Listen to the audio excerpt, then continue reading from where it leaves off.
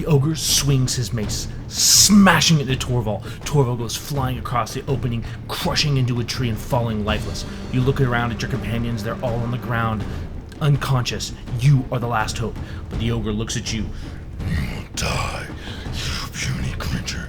And swings one last time with its giant mace. And misses.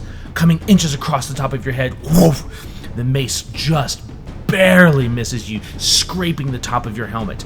You, at the last moment, riposte, taking your longsword and shoving it clean into his armor.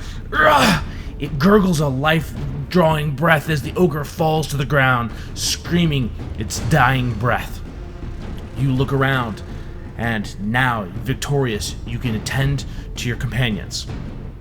The question is, did the ogre miss, or did the ogre hit? Sometimes fudging a dice roll is the perfect thing to do when you don't want to TPK your party, or to make the most epic moments in a role-playing game.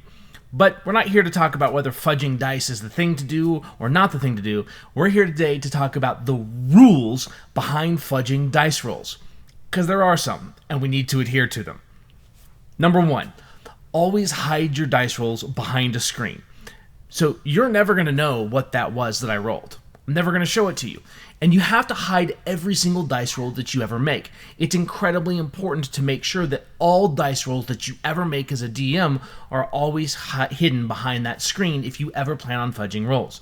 Because if you roll in the open for most of rolls, and then all of a sudden you start rolling behind a screen, your players get suspicious. So just make a habit of always hiding your dice rolls. That way, it's never up for discussion. You've always done your dice rolls that way. They've always been behind a screen, and it's not that big of a deal. Now, the thing is we also only need to fudge dice rolls when it matters. For that example, there were 3 players that were down. I wasn't holding punches. I wasn't holding back the ogre. The ogre was doing its damage, except for that last one. Now, here's the thing. That ogre was on the verge of death. All it took was one good hit by my fighter, and the ogre was going to go down.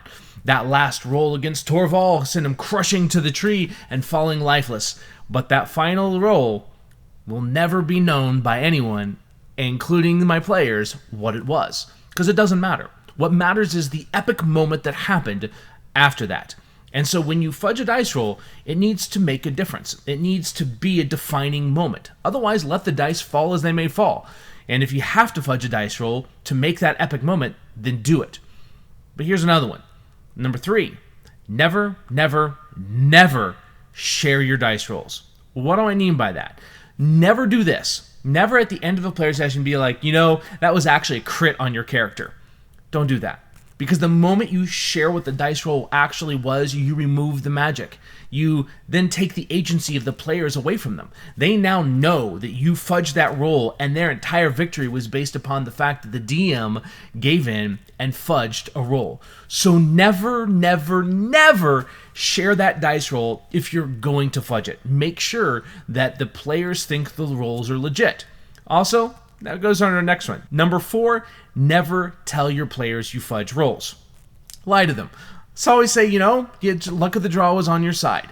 Don't ever let them know that a fudging thing is going to occur. My players will see this video, but I will swear to them that I never fudge dice rolls. And it doesn't matter because I will crush their spirits and crush their souls sometimes too. So just because the fact that they don't always win makes it so they never know when I'm fudging a dice roll. But I never tell them when I fudge a dice roll. I never tell them that I do fudge dice rolls, and it's never a conversation that says, hey guys, just so you know, I'll sometimes fudge things for you. That doesn't happen. Ever. You can be certain. And the final 5th thing that you got to remember is lie, and lie some more.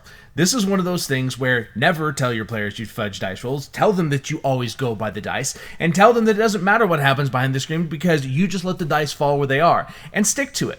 It never needs to come out. I, right now, am telling you that I fudge dice rolls, but I will tell my players that I never fudge dice rolls and that my campaigns are brutal, and you better be ready because I will kill your players. And I will lie to them and tell them that I never fudge dice rolls, and that every roll came out as it is, no matter what. And the reason why is that holds the magic of the game. Don't ever let your players know what's happening behind that screen. Remember, this is a joint storytelling activity that we do together. And it's all about having epic adventures. Because the more epic adventures and the more people talk about the campaign, the more everyone will have a great time. So tell me what you think. What rules do you use for following dice rolls? So comment below the rules that you like about following dice rolls, and we will see you next time. And remember, you got to do the stuff like, subscribe, and there's that Patreon link. We're going to be talking about it because right now we got no people, but we also have no content. But we want to keep this content coming to you every single day, so we will see you next time.